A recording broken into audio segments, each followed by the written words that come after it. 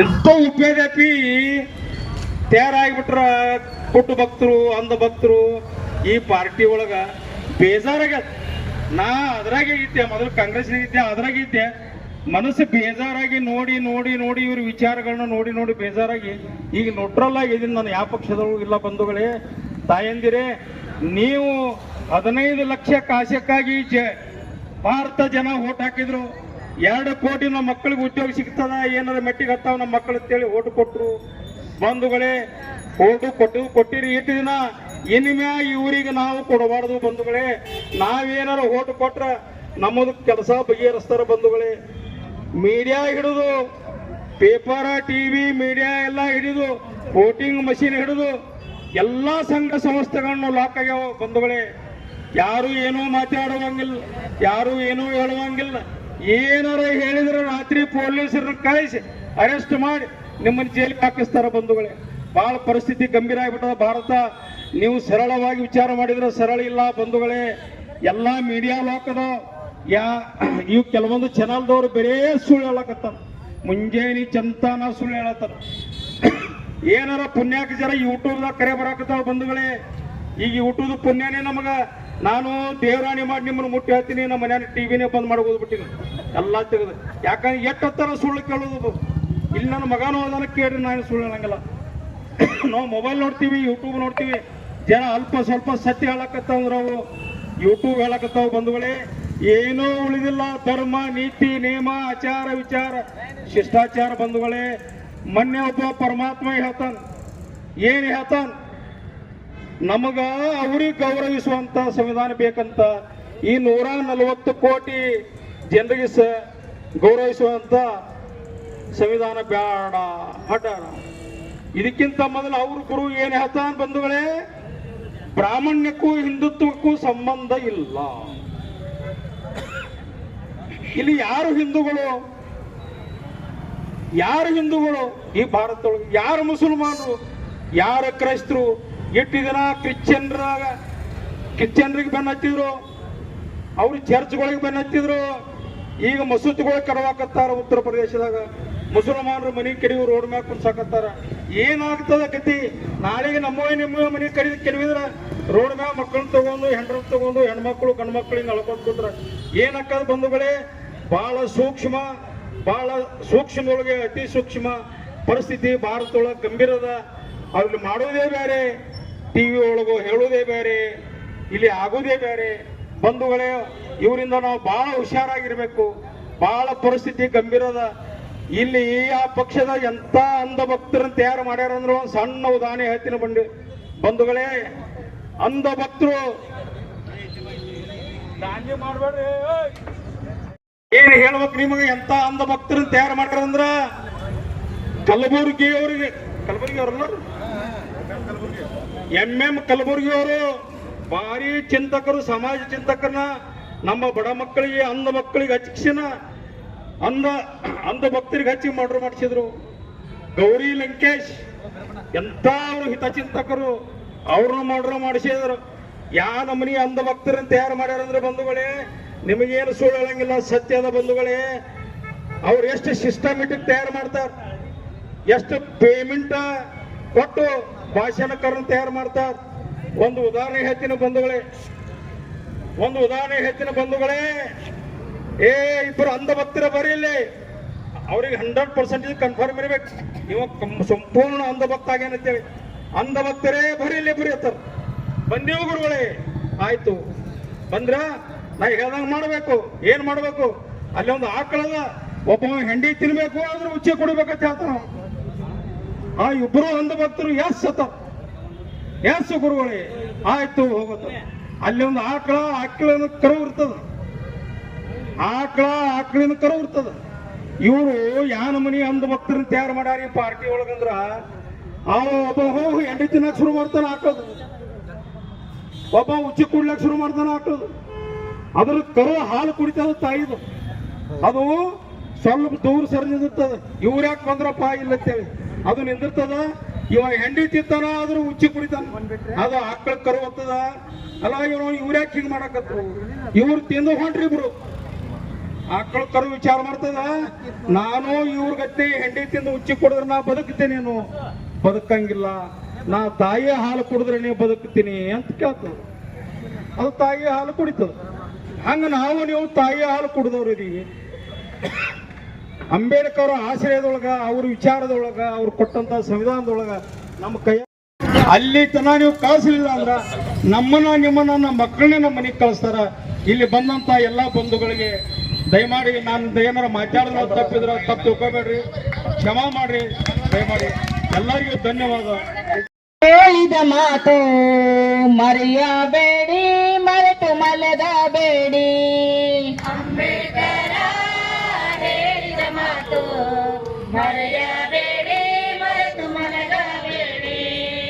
ಅಂಬೇಡ್ಕರ ಹೇಳಿದ ಮಾತು ಮರೆಯಬೇಡಿ, ಮರೆತು ಮಲಗಬೇಡಿ. ಅಂಬೇಡ್ಕರ ಹೇಳಿದ ಮಾತು ಮರೆಯಬೇಡಿ, ಮರೆತು ಮಲಗಬೇಡಿ. ಶಿಕ್ಷಣ ಸಂಘಟನೆ ಹೋರಾಟ ಮುತ್ತಿನಂತ ಮೂರೇ ಸೂತ್ರ. ಶಿಕ್ಷಣ ಸಂಘಟನೆ ಹೋರಾಟ ಮುತ್ತಿನಂತ ಮೂರೇ ಸೂತ್ರ. ದುಡಿಯುವ ಜನತೆ ಧೈರ್ಯ ಕೊಡುವಂತ, ಈ ದಲಿತರಿಗೆ ಪ್ರಜ್ಞೆ ನೀಡುವಂತ. ದುಡಿಯುವ ಜನತೆ ಧೈರ್ಯ ಕೊಡುವಂತ, ಈ ದಲಿತರಿಗೆ ಪ್ರಜ್ಞೆ ನೀಡುವಂತ. ಇದುವೆ ಓದು, ಇದುವೆ ಬರಹ, ಇದುವೆ ಸ್ವಾಭಿಮಾನ ಅಲ್ಲ. ಅಂಬೇಡ್ಕರ ಹೇಳಿದ ಮಾತು ಮರೆಯಬೇಡಿ, ಮರೆತು ಮಲಗಬೇಡಿ. ಅಂಬೇಡ್ಕರ ಹೇಳಿದ ಮಾತು ಮರೆಯಬೇಡಿ, ಮರೆತು ಮಲಗಬೇಡಿ. ಮೂರ್ತಿ ಪೂಜೆ ಮಾಡಬೇಡಿರಂದನು, ಮೂರ್ತಿ ವಿನಾಶಕನಾನಂದನ. ಮೂರ್ತಿ ಪೂಜೆ ಮಾಡಬೇಡಿರಂದನ, ಮೂರ್ತಿ ವಿನಾಶಕಾನಂದನ. ಮೂರ್ತಿ ಪೂಜೆ ಮಾಡಬೇಡಿರಂದನ, ಮೂರ್ತಿ ವಿನಾಶ.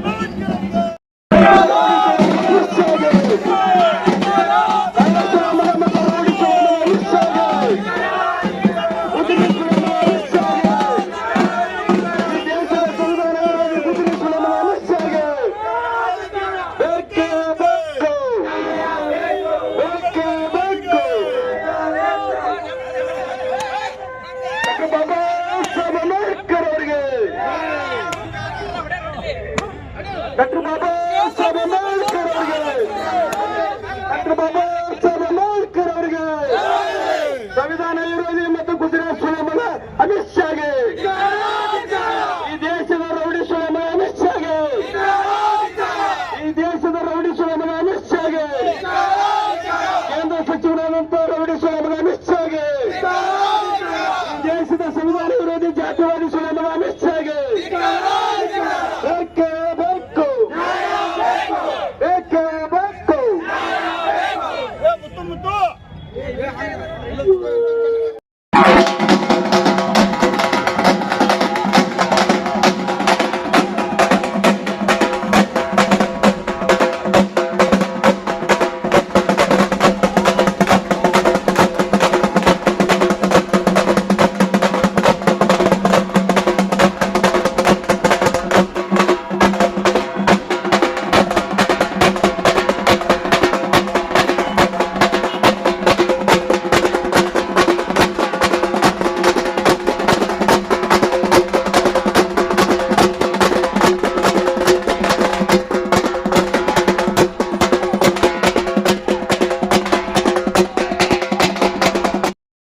ಇನ್ನೂ ತುಳಿದು ಬಿಡ್ತಾ ಇದ್ರು. ಆ ಅಮಿತ್ ಶಾ ಅವರಿಗೆ ನಾವು ಒಂದು ಮಾತನ್ನ ಹೇಳಕ್ ಇಷ್ಟಪಡ್ತೀವಿ. ಡಾಕ್ಟರ್ ಬಾಬಾ ಸಾಹೇಬ್ ಅಂಬೇಡ್ಕರ್ ಅವರು ಬರೆದ ಸಂವಿಧಾನದ ಆಧಾರವಾಗಿ ಇವತ್ತು ನೀವು ಕೇಂದ್ರದ ಗೃಹ ಮಂತ್ರಿಗಳಾಗಿದ್ದೀರಾ. ಅದು ನಿಮ್ಮ ಮೈಂಡ್ ಅಲ್ಲಿ ಇರ್ಲಿ, ಮತ್ತೆ ಎಚ್ಚರ ಇರಲಿ. ಡಾಕ್ಟರ್ ಬಾಬಾ ಸಾಹೇಬ್ ಅಂಬೇಡ್ಕರ್ ಬರೀ ದಲಿತ ನಾಯಕರಲ್ಲ, ಇದು ನಮ್ಮವರು ಸ್ವಲ್ಪ ಅರ್ಥ ಮಾಡ್ಕೋಬೇಕಾಗಿದೆ. ಅವರನ್ನ ಬರೀ ದಲಿತ ನಾಯಕರಂತೇಳಿ ದಲಿತರಿಗೆ ಸೀಮಿತ ಮಾಡೋದಲ್ಲ, ಅವರು ಈ ಪ್ರಪಂಚದ ನಾಯಕರು, ಈ ದೇಶದ ನಾಯಕರು, ಈ ಎಲ್ಲ ವರ್ಗದ ನಾಯಕರು, ಎಲ್ಲ ಶೋಷಿತ ನಾಯಕರವರು, ಎಲ್ಲ ಶೋಷಿತ ವರ್ಗದ ಮಹಾನ್ ನಾಯಕರವರು. ನಾವು ಎಷ್ಟೋ ಜನ ಅವರ ಪ್ರತಿಮೆಗಳನ್ನ ಎಲ್ಲಿ ಪ್ರತಿಷ್ಠಾಪಿಸ್ತೀವಿ ಅಂದ್ರೆ, ಎಲ್ಲಿ ನಮ್ಮ ದಲಿತ ಕೇರಿಗಳಿರ್ತವೆ, ಎಲ್ಲಿ ನಮ್ಮ SC/ST ಜನಗಳಿರ್ತೀವಿ, ಅಲ್ಲಿ ಸಹ ಅವ್ರ ಪ್ರತಿಮೆ ಅಂದ್ರೆ ನಾವು ಇವರೇ ಅಂತೇಳಿ ಅಲ್ಲೂ ಸಹ ಅನ್ಟಚಬಿಲಿಟಿ ಮಾಡುವಂತ ವ್ಯವಸ್ಥೆಯಲ್ಲಿ ನಾವು ಈ ಒಂದು ದೇಶದಲ್ಲಿ ಇದ್ದೀವಿ. ಅದು ವಿಪರ್ಯಾಸ ಅಂತ ಹೇಳ್ತಾ ಹೋಗ್ಬೋದು. ಅಮಿತ್ ಶಾ ಅವರೇ, ನಿಮಗೆ ಈ ಒಂದು ವೇದಿಕೆ ಮುಖಾಂತರ ನಿಮಗೊಂದು ವಾರ್ನ್ ಮಾಡ್ತಾ ಇದ್ದೀವಿ ನಾವು. ತಕ್ಷಣ ನೀವು ಬೇಸರದ ಸಮಯನ ಯಾಚಿಸಬೇಕು ಇಡೀ ದೇಶಕ್ಕೆ, ಇಡೀ ಪ್ರಪಂಚಕ್ಕೆ. ನಾನು ಡಾಕ್ಟರ್ ಬಾಬಾ ಸಾಹೇಬ್ ಅಂಬೇಡ್ಕರ್ ಅವರನ್ನ ಹೆಸರನ್ನ ಅಡ್ಡ ತಂದು ನಾನು ರಾಜಕೀಯ ಮಾಡಬಾರ್ದಿತ್ತು, ಮಾಡಿದ್ದೀನಿ, ಕ್ಷಮೆ ಇರಲಿ ಅಂತೇಳಿ ಕ್ಷಮೆ ಯಾಚಿಸಿ ತಕ್ಷಣ ನಿಮ್ಮ ಹುದ್ದೆಯಿಂದ ರಾಜೀನಾಮೆಯನ್ನು ನೀಡಬೇಕಂತೇಳಿ ಈ ವೇದಿಕೆಯಿಂದ ನಾವು ಎಲ್ಲ ಸಂವಿಧಾನದ ಪರ ಮನಸ್ಸುಗಳು ಮತ್ತು ಎಲ್ಲ ಅಂಬೇಡ್ಕರ್ ಪರ ಮನಸ್ಸುಗಳು, ಎಲ್ಲ ಬಾಬಾ ಸಾಹೇಬರ ಪರ ಮನಸ್ಸುಗಳು ಇವತ್ತು ಒತ್ತಾಯಿಸ್ತಾ ಇದ್ದೀವಿ. ಈ ಹೋರಾಟ ಇಡೀ ದೇಶದಂತ ಹೋರಾಟ ಪ್ರಾರಂಭ ಆಗಬೇಕು. ವಿಪರ್ಯಾಸಪ್ಪ ಅಂದ್ರೆ ನಮ್ಮವರೇ ನಾವು ಇಲ್ಲ, ಅವರು ಕಾಂಗ್ರೆಸ್ಗೆ ಬೈದಿದ್ದಾರೆ, ನಾವು ಹೇಗೆ ಅರ್ಥ ಮಾಡ್ಕೊಂತೀವಿ? ನಿಮ್ಮ ಪಕ್ಷಗಳ ರಾಜಕೀಯನ ಖಂಡಿತ ನೀವು ಹೊರಗೆ ಇಟ್ಕೊಳ್ಳಿ. ಅದು ಕಾಂಗ್ರೆಸ್ ಆಗಿರ್ಬೋದು, BJP ಆಗಿರ್ಬೋದು, ನಿಮ್ಮ ಇತರ ಎಲ್ಲ ಪಕ್ಷಗಳಾಗಿರ್ಬೋದು. ಆದ್ರೆ ನೀವು ಆ ಮಾತನ್ನ ಹೇಳುವ ಮುಖಾಂತರ ಈ ಸಮುದಾಯವನ್ನ ಮೌಢ್ಯಕ್ಕೆ ತಳ್ತಾ ಇದ್ದೀರಾ. ಆ ಮೌಢ್ಯಕ್ಕೆ ತಳ್ಳೋದನ್ನ ನಾವು ಇವತ್ತು ವಿರೋಧಿಸ್ತಾ ಇದ್ದೀವಿ. ಆ ಮೌಢ್ಯವನ್ನ ನಾವು ಧಿಕ್ಕರಿಸ್ತಾ ಇದ್ದೀವಿ. ಸಂವಿಧಾನದ ಮೌಲ್ಯಗಳು ಸಹ ಇಲ್ಲಿ ಉಳಿಬೇಕಾಗಿದೆ. ನಾವು ಮೌಢ್ಯ, ದೇವರು, ದಿನರು ಅಂತೇಳಿ ಮಾತನಾಡೋದಲ್ಲ, ನಾವು ಈ ಸಂವಿಧಾನದ ಆಶಯಗಳ ಅನುಷ್ಠಾನದ ಬಗ್ಗೆ ಮಾತನಾಡಬೇಕಾಗಿದೆ. ಈ ಸಂವಿಧಾನದ ಬಗ್ಗೆ ಮಾತನಾಡಬೇಕಾಗಿದೆ. ಅಂಬೇಡ್ಕರ್ ವಿಚಾರಗಳ ಬಗ್ಗೆ ಮಾತನಾಡಬೇಕಾಗಿದೆ. ಇವತ್ತು ಆ ವಿಚಾರಗಳನ್ನ ನಮ್ಮ ಮನಸ್ಸುಗಳಲ್ಲಿ ಬಿತ್ತನೆ ಮಾಡ್ಕೋಬೇಕಾಗಿದೆ. ಡಾಕ್ಟರ್ ಬಾಬಾ ಸಾಹೇಬ್ ಅಂಬೇಡ್ಕರ್ ಈ ರಾಷ್ಟ್ರೀಯ ಪ್ರಪಂಚದ ನಾಯಕ ಅಂತೇಳಿ ಒತ್ತಿ ಒತ್ತಿ ದೊಡ್ಡ ಧ್ವನಿಯಿಂದ ಕೂಗಿ ಹೇಳಬೇಕಾಗಿದೆ. ಅದನ್ನ ನಾವು ಯಾವತ್ತು ಅವರ ವಿಚಾರದಲ್ಲಿ ಬೀದಿಗಿಳಿತೀವಿ, ಯಾವತ್ತು ಅವರ ವಿಚಾರದಲ್ಲಿ ಸಹ ರಸ್ತೆಯಲ್ಲಿ ಬರ್ತಾ ಅವತ್ತೇ ಬದಲಾವಣೆ ಸಾಧ್ಯ ಅಂತ ಹೇಳ್ಬೋದು. ನಾವು ಅರ್ಥ ಮಾಡ್ಕೋಬೇಕು ಸ್ನೇಹಿತರೆ.